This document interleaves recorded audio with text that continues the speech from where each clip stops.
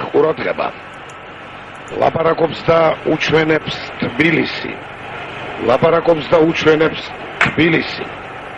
დღეს ქართული ფეხბურთის ისტორიაში პირველად საქართველოს ჩემპიონი თბილისის დინამო მონაწილეობას იღებს როგორც დამოუკიდებელი სუვერენული საქართველოს გუნდი.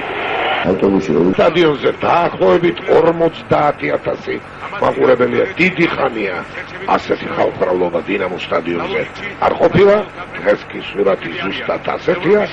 თბილისის დინამო, საქართველო და ჩრდილოეთ ირლანდიის ლინფილდი.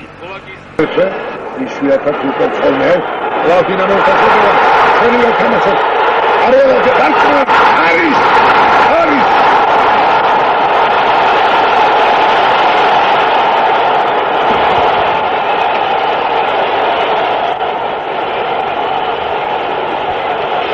მეშვიდე ფუტზე შოთა არველაძე მამუს შოთიკომ ასე უძახიან მეგობრები.